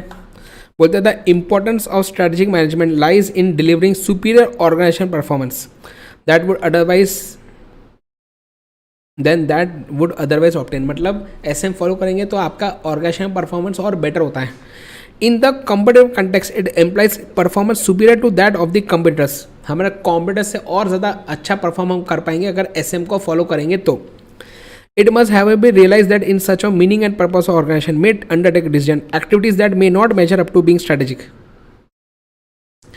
बोलते हैं belief in diversity, inclusion, equity, improving availability, affordability, accessibility to opportunity greater बोलते हैं they are worthy on their own count. अब यहाँ पे बस एक चीज़ सुनिए, यहाँ पे एक चीज़ सुनिए बस, वो क्या बोलना चाह रहा है यहाँ पे। बोलते हैं वो बोल रहा है बेटा यहाँ पे कि बोलते हैं कि देखो हम बिज़नेस में ना, हम क्या चाहते हैं बिज़नेस में कि हम हमारे कॉम्पिटिटर से आगे बढ़े। हम चाहेंगे हमारे कॉम्पिटिटर से हमारा सेल ज़्यादा होना चाहिए, प्रॉफिट ज़्यादा होना चाहिए, हम चाहते हैं बिज़नेस में। चाहते कि नहीं मुझे बताओ, ये चाहते कि नहीं, लेकिन बोलते हैं कि हमारे बिजनेस में हमें कुछ ऐसे डिसीजंस, कुछ ऐसी एक्टिविटीज़ भी बेटा अंडरटेक करनी पड़ती है जो ज़रूरी नहीं कि हमेशा स्ट्रैटेजिक हो। कोई स्ट्रैटेजिक डिसीजन लेने का मतलब क्या है, मतलब कि हम कोई ऐसी हरकत करना चाहते हैं जिससे हम हमारे कॉम्पिटिटर से आगे बढ़ सकें, जिससे हम ज़्यादा पैसा कमा सकें, जिससे हमारा सुपीरियर परफॉर्मेंस हो। पर बोलते हैं हमें ज़िंदगी में, हमें हमारे बिजनेस में कुछ ऐसे भी काम करने होते हैं जो ज़रूरी नहीं कि स्ट्रैटेजिक हो, लेकिन फिर भी वो करना इंपॉर्टेंट होता है। मतलब कि बेटा ज़िंदगी में बस हमेशा पैसा पैसा पैसा पैसा पैसा नहीं होता है, ऐसा बोल रहा है वो। बिजनेस में सिर्फ पैसा पैसा पैसा पैसा पैसा सब कुछ नहीं होता है। आप हर एक एक्टिविटी सिर्फ ज़्यादा पैसा कमाने करेंगे ऐसा नहीं होता है। बोलते कुछ ऐसी भी एक्टिविटीज़ होती है बिजनेस में जो स्ट्रैटेजिक ना हो पर वो करना ज़रूरी होता है, जैसे कि बिलीफ इन डाइवर्सिटी, मतलब कि हर प्रकार के कास्ट के लोगों को, हर प्रकार के रिलीजन के लोगों को इक्वल रिस्पेक्ट देना, इंक्लूजन, इक्विटी, सबको इक्वली ट्रीट करना, ये सब चीज़ें भी आपको अपने बिजनेस में करनी पड़ेगी। अब ज़रूरी नहीं है कि इससे आपको कोई डायरेक्ट पैसों में फ़ायदा मिले, ज़रूरी नहीं कि इससे आपको डायरेक्टली आप अपने ये चीज़ करने से आप अपने कॉम्पिटिटर से आगे बढ़ जाओगे, तो ज़रूरी नहीं कि ऐसा होगा, लेकिन ये चीज़ें करना भी ज़रूरी है। Improving availability, affordability, accessibility of products, हमारे कस्टमर्स को आसानी से प्रोडक्ट्स मिले, हमारे कस्टमर्स को सस्ते दाम में प्रोडक्ट्स मिले, ये हमारी जिम्मेदारी बनती है। हमें ऑर्गेनाइजेशन में वर्क प्लेस डेमोक्रेसी को क्या करना पड़ेगा, बढ़ाना पड़ेगा। मतलब क्या है, मतलब कि हमारे ऑफिस में हमें सबको इक्वल क्या देना पड़ेगा, इक्वल रिस्पेक्ट देना है ना, सबकी राय जाननी है, सबके डिसीजंस को इक्वल रिस्पेक्ट करना है। बोलते हैं ये सारी चीज़ें करना भी, भले ही इसका कोई स्ट्रैटेजिक पर्पस नहीं है, भले ही ये सब चीज़ें करने से हमको ज़्यादा पैसा नहीं मिलता, लेकिन ये करना भी ज़रूरी होता है। मतलब बिजनेस में हर एक चीज़ स्ट्रैटेजिक नहीं होती है, हर एक चीज़ स्ट्रैटेजिकली नहीं करते अपन, ऐसा बोल रहे हैं वो वहाँ पे। बस तो कुछ काम का था क्या बेटा? नहीं, सिर्फ रीड करना है, कुछ काम का नहीं था। आगे बढ़ें, चलिए डन है। मुझे बताओ, इतना ही था वो बेटा, खत्म हो गया, कुछ भी नहीं है, उतना ही है बस। अब क्या करूं मैं? नेक्स्ट आगे। सर आप डन है बात? चलिए तो इधर आइए नेक्स्ट। तो अब यहाँ पे आएगा, यहाँ पे आएंगी बात अगली, लिमिटेशंस। क्या ये मैंने आपको ऑलरेडी पढ़ा दिया है, कॉस्टली एटसेट्रा एटसेट्रा, क्या पढ़ा दिया ऑलरेडी मैंने ये। यस, सबसे पहले बोलते हैं क्या, बताइए कि हमारा एसएम क्या है, कॉस्टली प्रोसेस होता है। क्यों? क्योंकि इसमें हमें बोलते हैं इसमें बहुत खर्चा होता है, क्योंकि एक्सपर्ट स्ट्रैटेजिक प्लानर्स को लगाना पड़ता है। Expert strategic planners need to be engage, efforts are made for analysis and external inter environments, devise strategy and proper implementation. This can be really costly for the organisation with limited resource. तो बोलते हैं अगर कोई छोटा organisation है ना, तो वो फिर एक्सपर्ट स्ट्रैटेजिक प्लानर को लगा नहीं पाएगा। जैसे अगर अल्टीमेट को और आगे बढ़ाने के लिए हम सुंदर पिचाई को हायर नहीं कर सकते हैं, है ना। सुंदर पिचाई बेटा 1 मिनट में जितना कमाता है उतना हमको कमाने में 1-2 साल लग जाता है अल्टीमेट सीए में। आपको समझ में आ रही बात है? ऐसा है, ठीक है ना। तो बोलते हैं SM is a costly process, ठीक है। नेक्स्ट, तो कॉस्टली एटसेट्रा एटसेट्रा। अगला क्या था? सेकंड पॉइंट था difficult to estimate the competitors response. याद आ रहा है क्या तुमको? ये पॉइंट तुमको समझ में आ रहा है? बोलते हैं it is quite difficult to gauge, gauge मतलब समझना, अंडरस्टैंड करना, difficult to understand the strategic planning of competitors because most of these decisions are taken within closed doors। तो बहुत से ऐसी चीज़ें होती हैं जो, जैसे एप्पल ने जब 3.5 mm जैक हटा दिया था तो पहले कुछ ऐसा न्यूज़ वगैरह नहीं आई थी, तुरंत लॉन्च जब किया ना प्रोडक्ट तब पता चला कि ऐसा हुआ है। अब उसके वजह से तुरंत में सारी स्पीकर कंपनीज को तुरंत में चेंजेस बहुत सारी करने पड़े। क्या आपको समझ में आ रहा है क्या बोल रहा हूँ? तो क्या बोल रहे हैं कि it is difficult to estimate, estimate मतलब समझना। बोलते हैं कि ये समझना बहुत डिफ़िकल्ट है कि हमारे कॉम्पिटिटर क्या क्या करने वाले हैं। ये पहले से हम सोच के नहीं रख सकते हैं एग्जैक्ट, ऐसा बोल रहे हैं। तो मार्केट में कभी भी कुछ भी हो सकता है, हमारा कॉम्पिटिटर कुछ भी कर सकता है, तो हमारी स्ट्रैटेजी हमेशा ही वर्क करे ऐसा ज़रूरी नहीं है। कॉम्पिटिटर ने ऐसा कुछ काम कर दिया जिससे अब हमारी स्ट्रैटेजी ही वर्क नहीं कर पाएगी, ऐसा हो सकता है। जैसे नोकिया ने बेटा जब मोबाइल फ़ोन लॉन्च कर दिया था तो मोटरोला का पेजर जो था वो तो कोई खरीदेगा ही नहीं अभी। अब भले ही मोटरोला वाले ने दनादन पैसा लगा दिया पेजर में, कोई मतलब है क्या? ऐसा। तो डिफ़िकल्ट टू, प्लीज़ ध्यान दीजिए, डिफ़िकल्ट टू एस्टिमेट व्हाट, समझ में आया अभी point? Difficult to estimate competitive responses. अब समझा? बोलते हैं एप्पल ने पूरे मार्केट डायनामिक्स, पूरे मार्केट को ही हिला के रख दिया जब उन्होंने 3.5 mm ऑडियो जैक हटाया. Now to be relevant in the market all major speaker brands had to put a concentrated efforts to develop their own truly wireless speakers. अब सारे स्पीकर कंपनीज को बहुत ज़्यादा टाइम लगाना पड़ा और खुद के फिर ऐसे ईयरफोन बनाने पड़े, है ना. क्या डन है बात मुझे बताइए, कम ऑन जल्दी. ओके, तो कॉस्टली टी से क्या था कि ये एक टाइम कंज्यूमिंग प्रोसेस होता है. बोलते हैं organisation spends a lot of, बहुत टाइम लगता है किसमें, in preparing communicating the strategies that may impede daily operations and negatively impact routine business. Impede का मतलब होता है बेटा आड़े आना, बीच में आना, हिंडर करना, रुकावट लाना. तो बोलते हैं स्ट्रैटेजिक मैनेजमेंट जब हम करते हैं ना, उसमें स्ट्रैटेजी बनाते हैं. अब स्ट्रैटेजी बनाने के बाद इसको सबको बताना पड़ता, समझाना पड़ता कि देखो हमारी स्ट्रैटेजी क्या है, इसमें तुमको क्या करना है. तो सबको ये इन्फॉर्मेशन बताने के चक्कर में टाइम पास बहुत होता है. इससे हमारा जो डेली का काम है ना वो भी डिले होता है. समझो बेटा, अब मुझे एक बात बताओ, आप रोज पढ़ाई करने बैठते हो, रोज सिर्फ प्लानिंग करते हैं कि अभी देखो आज 12 घंटे बचे हैं, मुझे 60 पेज पढ़ने हैं, मतलब 1 घंटे में 5 पेज. तुम प्लानिंग ही प्लानिंग बनाते जा रहे हर दिन, पर कुछ काम नहीं कर रहे तो गड़बड़ होगी ना, ऐसा बोल रहे हैं. यहाँ पे बहुत बार प्लानिंग करने में ही टाइम पास हो जाता, फिर उसको कम्युनिकेट करने में टाइम पास होता, मतलब एक्चुअल में इम्प्लीमेंटेशन तो होता ही नहीं ढंग से ऐसा. So planning and strategising are important. Planning करना इंपॉर्टेंट है, but putting them in action वो और ज़्यादा इंपॉर्टेंट है. भैया तुम प्लान बनाओगे ना, प्लान भले ही ढोकले जैसा हो थोड़ा बहुत तो चलेगा, पर एग्जीक्यूशन तो तुम्हारा ढंग का होना चाहिए ना. बोलते हैं planning and strategising are important. Planning करना, स्ट्रेटजी बनाना इंपॉर्टेंट है, लेकिन putting them in action is where the actual success lies. मतलब तुम एक्चुअल में सक्सेसफुल कब होंगे, एक्चुअल में एग्जाम में अच्छे मार्क्स कब आएंगे, जब तुम कोई प्लान बनाओगे उसको एग्जीक्यूट भी करोगे, ऐसा. बोलते हैं in business if way too much time is spend only on planning then it might not be as fruitful. बेटा अगर आपको समझ में आ रहा होगा, मैंने जो आपको हिंदी में बोला था बेटा वही यहाँ पे इंग्लिश में लिखा हुआ है. मैंने बेटा जो यहाँ पे हिंदी में बोला था ना वही इंग्लिश में लिखा हुआ है.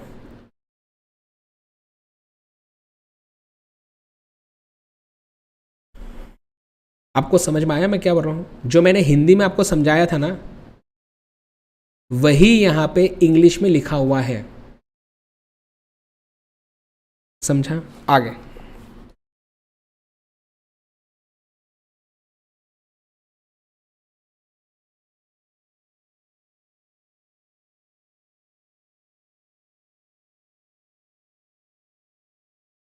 और आखिरी देखें कि environment is highly complex and क्या टर्बुलेंट. देख लो एक बार, हाईली कॉम्प्लेक्स, कॉम्प्लेक्स मतलब डिफिकल्ट टू अंडरस्टैंड, टर्बुलेंट मतलब चेंजिंग. बोलते हैं it is difficult to understand complex environment and exactly pinpoint how it will shape up in future. क्या आप एग्जैक्ट बता सकते हो क्या कि आपके बिजनेस एनवायरनमेंट में क्या क्या होने वाला है? नहीं, ऐसा पिन पॉइंट करके बताना कि एग्जैक्ट क्या होने वाला है कोई नहीं बता सकता. The organisational estimate about its future shape may awfully go wrong. हमने जैसा सोचा था वैसा ऐसा हो सकता है कि वैसा कुछ हो ही ना. इट में जियोपार्डाइज मतलब रिस्क में आ जाएंगे. इट में जियोपार्डाइज ऑल स्ट्रेटेजिक प्लान्स, मतलब हमारे सारे प्लान्स रिस्क में आ जाएंगे. हमने जैसा सोचा था ऐसा होगा कि हमने पूरी प्लान बना लिया, लेकिन एनवायरनमेंट में ऐसा कुछ हो गया कि अब क्या बताइए, पूरी बैंड बज गई. जैसे मैंने आपको वो कोचिंग इंस्टीट्यूट का एग्जांपल दिया था कि उन्होंने 3 करोड़ की जगह ले ली और फिर कोरोना का लॉकडाउन लग गया. बोलते the environment affects an organisation has to deal with its suppliers, customer, government, other external factor, thus relying on a business strategy blindly. Problem देखो क्या है यहाँ पे, प्रॉब्लम यह है कि हम स्ट्रेटजी बना तो लेंगे लेकिन उस पर ब्लाइंडली रिलाई करना, क्या बताइए, ब्लाइंडली रिलाई करना, उसके ऊपर अंधा विश्वास रखना कि मैंने स्ट्रेटजी बनाया बस इससे ही सब होगा, ऐसा ज़रूरी नहीं है. एनवायरनमेंट में एक बार कुछ ऐसा हो सकता है कि तुम्हारी स्ट्रेटजी ही पूरी खत्म हो जाए, कुछ मतलब की ना बचे. बोलते हैं तो प्रॉब्लम क्या है, relying on a business strategy blindly could go absolutely wrong if the environment is turbulent. जिसमें ईवी का एग्जांपल दिया था. क्या ये डन है बात, मुझे बताइए, क्या ये बहुत अच्छे से समझ में आ गया है? कम ऑन एक बार ये रीड करके मुझे बताओ, क्या आपको अपने आप ये चीज़ समझ में आ रही?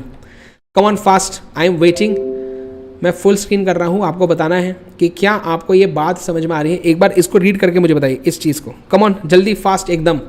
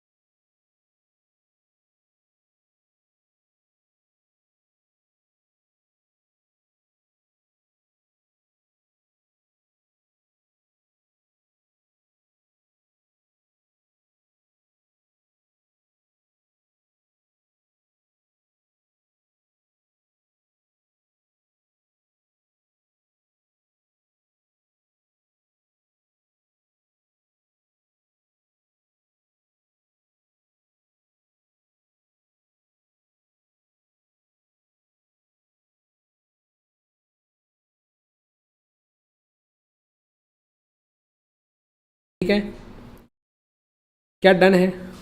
ठीक है, चलिए आइए वापस आइए। हाँ, तो मैं आपको ये बोल रहा था, छोड़ो ना एसएम को, क्या जरूरत है। बोलते ढोकले, इसके शॉर्टकमिंग्स होंगे, इसके इसके शॉर्टकमिंग्स, इसके लिमिटेशन होंगे, लेकिन इसके जो एडवांटेजेस है ना वो और ज़्यादा है। इसके बेटा शॉर्टकमिंग्स, इसके लिमिटेशन तो होंगे ही, पर इसके जो एडवांटेजेस है ना वो उसके लिमिटेशन से बहुत ज़्यादा है। अरे यार, क्या आपको ये बात समझ में आ रही है मैं क्या बोल रहा हूँ? कम ऑन फास्ट, जल्दी से। क्या अब सही है? मुझे बताइए, क्या तुमको समझा क्या बात? ठीक है, आगे नेक्स्ट वापस आइए। तो अब मुझे आपको क्या बताना है, चलिए let's you know see the pitch, ठीक है ना।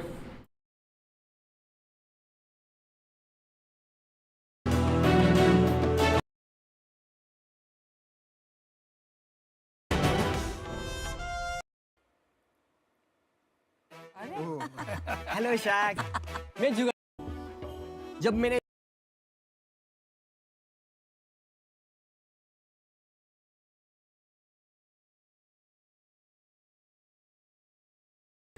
चलिए मुझे आप लोग जल्दी से एक बात बताइए, हम अभी बात किसकी कर रहे हैं बताओ? अगला टॉपिक क्या है? Next topic is strategic intent.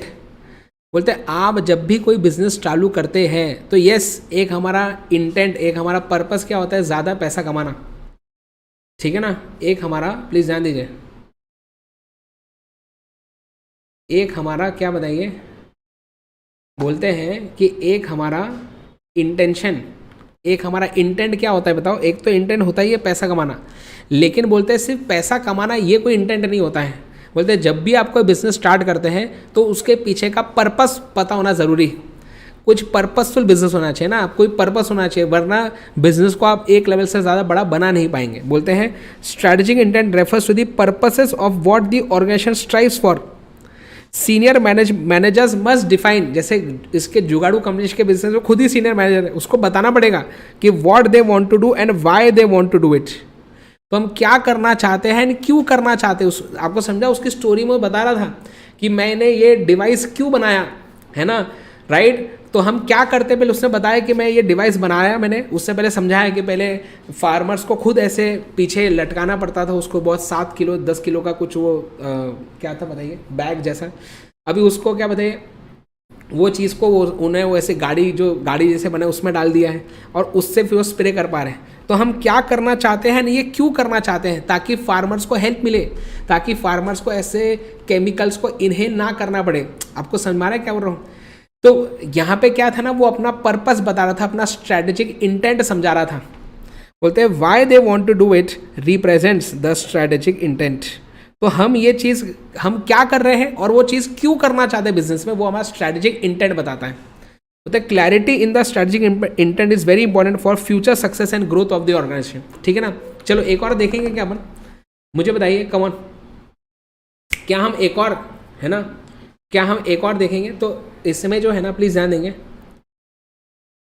है ना, इसमें जो है हम प्लीज़ ध्यान देंगे, इसमें जो है हम अभी और क्या देखने वाले हैं, हम यहाँ पे देखेंगे पीयूष बंसल का, ठीक है ना, प्लीज़ ध्यान दीजिए।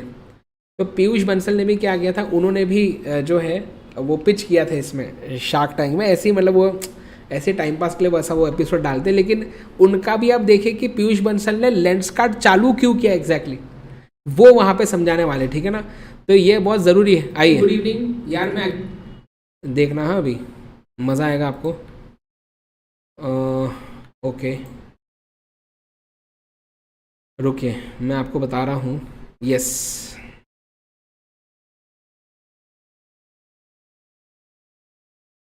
एक मिनट, हाँ, लेट्स सी कि पीयूष बंसल का स्ट्रैटेजिक इंटेंट अभी देख रहे हैं अपन फिर से, क्या स्ट्रैटेजिक इंटेंट, ठीक है ना।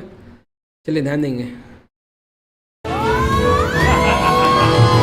अरे अरे अरे अरे चिल्ला रही है तुम्हारा, हाँ अब देखिए, अब आएगा मज़ा, रुकना है। लोग हैं जो देख ही नहीं सकते। क्या मज़ा आया कि नहीं मुझे बताइए, अगेन मुझे बताओ क्या हो रहा था। स्ट्रैटेजिक इंटेंट, वो समझा रहे थे कि हम जो है क्या बिजनेस करते हैं, हम ये क्यों कर रहे हैं, विजन करेक्शन के लिए, है ना। 50% से ज़्यादा लोगों को विजन प्रोवाइड करना है, जो भी उन्होंने बोला मतलब। तो ये क्या होता है, इसको बोलते हैं स्ट्रैटेजिक इंटेंट। बोलते हैं SM is defined as the dynamic process of formulation, implementation, evaluation, control of strategies and to realise the organisations intent. बोलते हैं हम SM क्यों फॉलो करते हैं, हमारे इंटेंट को पूरा करने के लिए। बोलते हैं strategic intent refers to the purposes of what the organisation strives for. Yes, what the organisation strives for, senior manager must define, बताना पड़ेगा कि हम बिजनेस में करना क्या चाहते हैं और ये क्यों करना चाहते हैं। जो क्यों करना चाहते वाली लाइन है ना, यही हमारा स्ट्रैटेजिक इंटेंट बताता है। ये आपको समझ में आ रहा है। बोलते हैं इससे हमारे बिजनेस का सक्सेस, हमारा बिजनेस का ग्रोथ इस पर डिपेंड करता है। बोलते हैं it is the philosophical base, है ना, मतलब कि हमने हमारे बिजनेस को किस फिलॉसफी के ऊपर बेस किया है। जैसे उनकी फिलॉसफी क्या है, लेंसकार्ट वाले की क्या फिलॉसफी है कि वो चाहते हैं कि जो इंडिया में जो विजन का जो इशू है वो रिजॉल्व हो। तो इस फिलॉसफी के ऊपर वो सारा काम कर रहे हैं, इसके हिसाब से सारा काम कर रहे हैं। तो ये MCQ आएगा आपको, बोलते हैं dash is the philosophical base of strategic management. ये MCQ आ सकता है आपको, ठीक है ना। हाँ, आपको इस पे MCQ आ सकता है, ये भी बहुत काम का है, ये भी बहुत काम का है पूरा पैराग्राफ।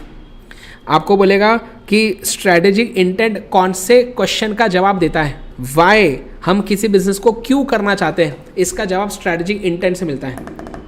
क्या आपको समझ में आ रहा है, बताइए, कम ऑन फास्ट प्लीज़ मुझे बताइए। सर 6000 का चश्मा हर कोई अफोर्ड कैसे, बेटा सस्ते भी आते उसमें, है ना, ये आपका प्रॉब्लम है, ठीक है ना। चलिए आगे नेक्स्ट। सर हमारे CA करने का क्या इंटेंट है। बेटा पहली बात, आप CA जो कर रहे हैं वो बिजनेस नहीं कर रहे हैं, हम यहाँ पे बिजनेस ऑर्गेनाइजेशन की बात कर रहे हैं। ढोकले छोले भटूरे पाव भाजी कहीं के हैं, हम यहाँ पे बिजनेसेस का स्ट्रैटेजिक इंटेंट यहाँ पे जान रहे हैं। आप CA क्यों बन रहे हैं, it is not a business decision, it is not a business organisation. समझ में आ रही बातें क्या बोल रहा हूँ, ठीक है। आगे फालतू बातें ना करें क्लास में। नेक्स्ट बोलते हैं it implies that the purposes for which an organisation endeavours, endeavours मतलब मेहनत करता है, स्ट्राइव करना, मेहनत करना। बोलते हैं हम कौन से पर्पस के लिए बिजनेस कर रहे हैं, वो हमारा स्ट्रैटेजिक इंटेंट बताता है। बोलते हैं it is a statement that provides a perspective to of the means which will lead the organisation to reach its vision, है ना। मतलब कि एक हमारा पर्सपेक्टिव, एक हमारा नज़रिया डेवलप होता है कि हम हमारे ऑर्गेनाइजेशन में काम किस तरीके से करना चाहते हैं, किस चीज़ को प्राप्त करने के लिए करना चाहते हैं, है ना, ऐसा। तो हमारे पर्पस के लिए, हमारे इस पर्पस को पूरा करने के लिए हमने बिजनेस चालू किया, ऐसा। तो ये डिफाइन होना चाहिए। देखो अगेन बेटा, देखो ऐसी कोई बात नहीं है, मैं जब आपको स्टार्टिंग में भी विजन मिशन का थोड़ा बेसिक बता रहा था, मैंने आपको एक चीज़ बोली थी कि ऐसा कोई लॉ में लिखा हुआ नहीं है ना। ऐसा आपने कंपनीज एक्ट में या लॉ के सब्जेक्ट में, कोई भी दूसरे एक्ट में आपने ऐसा नहीं पढ़ा होगा कि कोई बेटा लॉ में ऐसा कोई सेक्शन नहीं है जो ये चीज़ बोलता हो। लॉ में कोई ऐसा सेक्शन नहीं है जो ये चीज़ बोलता है कि तुमको इंटेंट बनाना पड़ेगा, तुमको इंटेंट डिफाइन करना है, ऐसा कोई लॉ में नहीं लिखा है। लीगली आपको कोई, आपके ऊपर कंपल्शन नहीं है कि तुम्हारा पर्पस होना ही चाहिए। ये बोल ये रहे हैं कि पर अगर पर्पस होता है ना तो बिजनेस को और लंबे समय तक चला पाएंगे। पॉइंट ये है, आपको समझ में आया मैं क्या बोल रहा हूँ। पॉइंट ये है, प्लीज ध्यान दीजिए, है ना। पॉइंट ये है कि क्या,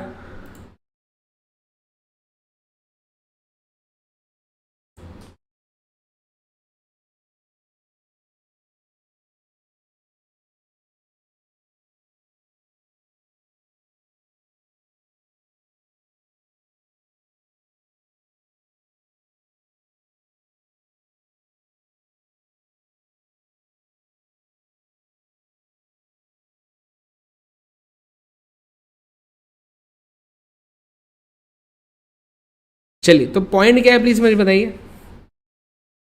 तो पॉइंट ये है कि ऐसा कोई कंपल्शन नहीं कि स्ट्रैटेजिक इंटेंट बनाना ही है। पॉइंट ये है यहाँ पे, प्लीज ध्यान दीजिए, पॉइंट ये है बेटा कि हमें जो है यहाँ पे क्या करना पड़ेगा, हमारा इंटेंट को क्लैरिफाई करना ज़रूरी है ताकि हम हमारे बिजनेस को लंबे समय तक चला सके। आपको समझा, आगे बढ़े। नेक्स्ट बोलते हैं इट गिव्स एन आइडिया, देखिए बोलते हैं it gives an idea of what organisation desires to attain in the future. हम क्या अटेन करना चाहते हैं, किस पर्पस को पूरा करना चाहते हैं, ये बताता है हमें, क्या बताइए, ये हमें बताता है क्या, स्ट्रैटेजिक इंटेंट। बोलते हैं it answers the question what organisation strives और स्टैंड्स फॉर, स्ट्रैटेजिक विजन। आगे है ना। तो हम किस चीज़ के लिए लड़ रहे हैं, हम किस चीज़ के लिए काम कर रहे हैं, किस पर्पस को पूरा करने के लिए हम काम कर रहे हैं डेली बेसिस पे, वो होता है स्ट्रैटेजिक इंटेंट। बोलते हैं it indicates the long term market position which organisation desires to occupy. हम लॉन्ग टर्म में क्या अचीव करना चाहते हैं, है ना, मतलब किस पर्पस को पूरा करना चाहते हैं एज इन, वो होता है स्ट्रैटेजिक इंटेंट, है ना। ओके, आगे बढ़े। बोलते हैं strategic intent provides the framework within which the firm would adopt a predetermined direction and would operate to achieve a strategic objectives, है ना। तो स्ट्रैटेजिक इंटेंट जो है ना बेटा, इसके अंदर, इसके अंतर्गत ये सारी बातें आती हैं। इस चीज़ को बेटा इंस्टीट्यूट ने पहले इस चीज़ को बोलते थे एलिमेंट्स, है ना। इस चीज़ को प्लीज़ ध्यान दीजिए, बोलते हैं बेटा इस चीज़ को क्या बोलते हैं, इस चीज़ को बोलते हैं एलिमेंट्स ऑफ स्ट्रैटेजिक इंटेंट, ठीक है ना। ये क्वेश्चन आता है अलग से, क्या बोला मैंने, क्या है पॉइंट, क्या है पॉइंट, पॉइंट है बेटा एलिमेंट्स ऑफ स्ट्रैटेजिक इंटेंट।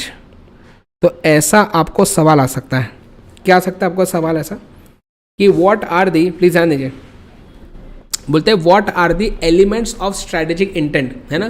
बोलते हैं strategic intent provides a framework, मतलब ये एक ढांचा, एक हमें बेस प्रोवाइड करेगा जिसके हिसाब से हम क्या करेंगे, हमारे ऑर्गेनाइजेशन को एक पर्टिकुलर डायरेक्शन में लेके जाएंगे ताकि हमारे जो पर्पस है, हमारा ऑब्जेक्टिव है, उसको पूरा कर सके।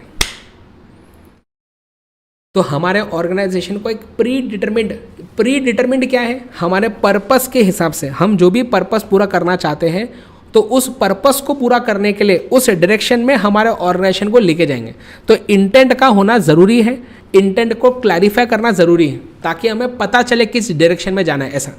अच्छा बेटा, यहाँ पे ना बहुत बार कुछ चीज़ें ना आपको दिखेंगी, इंटेंट में भी लिखी है, स्ट्रैटेजी में भी लिखी है, विजन में भी लिखी है, ऐसा कुछ चीज़ें ना बेटा ओवरलैप करती हैं, तो उतना चलता है, उसको उतना दिल पे नहीं लेना है आपको, ठीक है ना।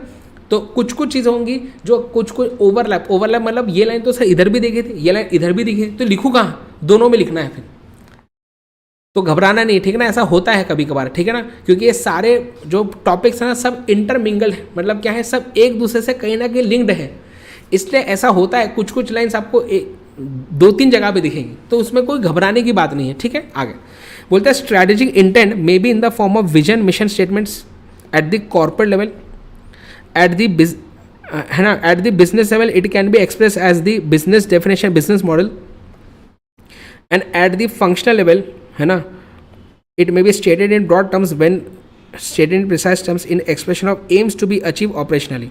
अब ये क्या बोल रहा है, that is goals and objectives. ये क्या बोल रहे हैं, बोलते हैं हम स्ट्रैटेजिक इंटेंट को तीन लेवल्स पे, जैसे हमारे ऑर्गेनाइजेशन के 3 लेवल्स होते हैं, एक होता है कॉर्पोरेट लेवल,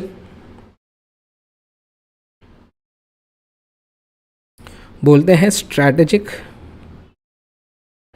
इंटेंट। मैंने आपको क्या बोला, 3 लेवल्स। पहला लेवल क्या है, कमन, पहला लेवल क्या है प्लीज मुझे बताइए। ओके, पहला लेवल क्या है, पहला था हमारा कॉर्पोरेट लेवल। तो अगर कॉर्पोरेट लेवल पे देखें तो वहाँ पे स्ट्रैटेजिक इंटेंट कैसे पता चलेगा, बोलते हैं हम कॉर्पोरेट लेवल पे क्या करते हैं, यहाँ पे हम बनाते हैं विजन मिशन। तो कॉर्पोरेट लेवल से देखें तो स्ट्रैटेजिक इंटेंट में क्या आता है, विजन मिशन। हम अगर बिजनेस लेवल से देखें तो क्या आता है स्ट्रैटेजिक इंटेंट में, तो इसमें आता है बिजनेस डेफिनेशन,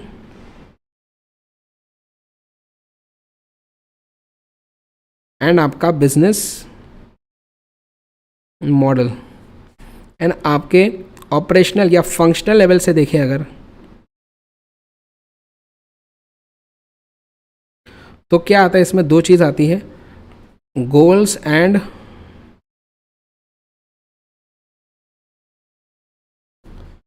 तो स्ट्रैटेजिक इंटेंट कॉर्पोरेट लेवल पे कैसे दिखता है, मतलब कॉर्पोरेट लेवल जब विजन मिशन डिफाइन करते हैं ना, मतलब वो स्ट्रैटेजिक इंटेंट में क्या कर रहे हैं, कंट्रीब्यूट कर रहे हैं।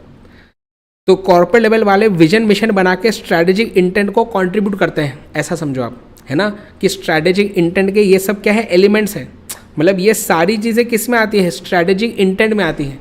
तो हमें हमारे बिजनेस का स्ट्रैटेजिक इंटेंट को क्लैरिफाई करने के लिए, स्ट्रैटेजिक इंटेंट को बताने के लिए, हमें हमारे बिजनेस का पर्पस समझाने के लिए, हमें हमारे बिजनेस का विजन मिशन बताना पड़ेगा, हमें हमारे बिजनेस का बिजनेस डेफिनेशन, बिजनेस मॉडल बताना पड़ेगा, हमें हमारे बिजनेस के गोल्स, ऑब्जेक्टिव्स के बारे में बताना पड़ेगा। जब हम ये सारी चीज़ों के बारे में बताएंगे ना, तब हम बोलेंगे कि हम हमारे बिजनेस का इंटेंट आपको समझा रहे हैं। ये समझ में आई बातें? फिर से सुनने में क्या बोल रहा हूँ। बोलते हैं स्ट्रैटेजिक इंटेंट, प्लीज़ ध्यान दीजिए। बोलते हैं व्हाट इज स्ट्रैटेजिक इंटेंट, ध्यान दीजिए। बोलते हैं स्ट्रैटेजिक इंटेंट के ये सब क्या होते हैं, एलिमेंट्स होते हैं। तो अगर मैं मेरे बिजनेस का स्ट्रैटेजिक इंटेंट समझाना चाहता हूँ किसी को, तो मुझे मेरे बिजनेस के विजन मिशन के बारे में बताना पड़ेगा, मुझे मेरे बिजनेस के बिजनेस डेफिनेशन, बिजनेस मॉडल के बारे में बताना पड़ेगा, मुझे मेरे बिजनेस के गोल्स, ऑब्जेक्टिव्स के बारे में बताना पड़ेगा। ये सारी चीज़ों के बारे में जब मैं आपको बताऊंगा ना, तब मैं मेरे इंटेंट को समझा पाऊंगा आपको। ये समझा पॉइंट?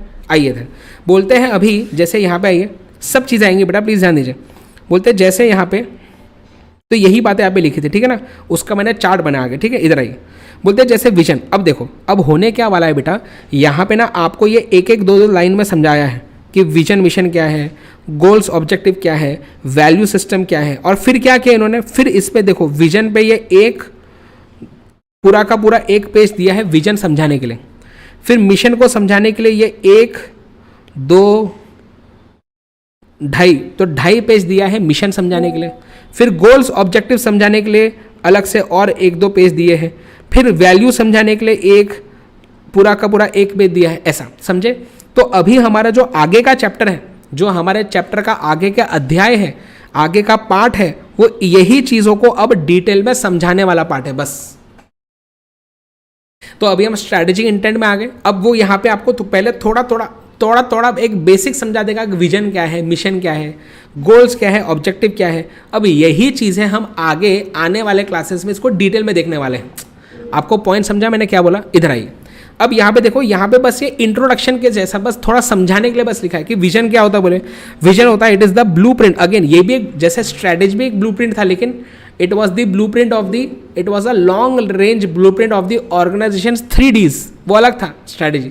विजन क्या है? ये भी एक ब्लूप्रिंट है, पर किस चीज़ का? Of the companies future position. It बोलते हैं it depicts the organisations aspirations, मतलब कि ऑर्गेनाइजेशन की इच्छाएं है ना, and provides a glimpse of what the organisation would like to become in future. हम क्या बनना चाहते हैं फ्यूचर में, हम क्या अचीव करना चाहते हैं, हमारा पर्पस क्या है, स्ट्रैटेजिक इंटेंट, इसका एक एलिमेंट है स्ट्रैटेजिक विजन। आपको समझा? विजन क्या होगा? विजन बताएगा कि where the organisation wants to land, हम कहाँ पहुंचना चाहते हैं, ये विजन बताता है। हमारे ऑर्गेनाइजेशन के एस्पिरेशंस को, हमारे मैनेजमेंट के एस्पिरेशन, मैनेजमेंट की इच्छाएं, मैनेजमेंट क्या चाहता है, बिजनेस को कहाँ पे लेके जाना चाहता है, कहाँ तक लेके जाना चाहता है, ये होता है आपका क्या बताइए, विजन। इसके बारे में डिटेल कहाँ देखेंगे अपन? आने वाले क्लासेस में। नेक्स्ट बात आती है मिशन। मिशन क्या होता है? मिशन होता है बेटा who we are and what we do. तो हम कौन हैं एंड हम क्या करते हैं, हमारे मिशन स्टेटमेंट के थ्रू दिखता है। और हम वो काम क्यों करना चाहते हैं, why we want to do it, that is intent. तो who we are and what we do, strategic mission. Who we are and what we do, mission. पर why we want to do it, purpose, that is strategic intent. Again mission भी क्या है? Intent का ही एक part होता है, ऐसा बोल रहे हैं। इंटेंट का ही एक एलिमेंट होता है। अभी हम क्या कर रहे हैं, प्लीज ध्यान दीजिए। अभी हम क्या कर रहे हैं? यस, अभी हम क्या कर रहे हैं मुझे बताइए। हम जो है हम अभी सिर्फ इसका बेसिक देख रहे हैं, इंट्रो। इसका डिटेल आने वाले क्लासेस में आपको समझ में आए, इसका डिटेल आने वाले क्लासेस में, ठीक है ना। एक ओवरव्यू जैसा है बस, ठीक है ना। तो व्हाट इज मिशन? बोलते हैं मिशन डेलिनेट्स, मतलब कि शोस। मिशन डिपिक्ट्स है ना, it shows the firms business, it goals and ways to reach the goals, it explains the reason for its existence. तो हमने बिजनेस क्यों चालू किया, हम बिजनेस में क्यों आए, है ना, यार अदर ये होना चाहिए who we are and what we do, ठीक है ना। बोलते it is design to help the potential shareholders and investors to understand the purpose of the firm. देखो अब आपको ऐसा लगेगा सर ऐसा ही सेम चीज़ इंटेंट में भी पढ़ा था, थोड़ा बहुत कुछ लाइन का ओवरलैपिंग होता है। तो मैं आपको बताऊंगा कि आपको कैसे लिखना है। मैं आपको बताऊंगा कि आपको लिखना कैसे, ठीक है ना, धैर्य रखें आगे। तो हम आने वाले क्लासेस में आपको समझाएंगे कि किस में क्या लिखना है। इसमें ये कोई चीज़ें एग्जाम में लिखने वाली है ही नहीं, तो मैं आपको बताऊंगा कैसे लिखना है, बाद में बताऊंगा, ठीक है, नेक्स्ट क्लास में। नेक्स्ट बोलते हैं mission statement helps to identify what the business firm undertake, what business the firm under, तो हम किस प्रकार के बिजनेस में है ये बताता है मिशन स्टेटमेंट, बस इतनी बात है, ठीक है ना। आगे आगे बढ़े।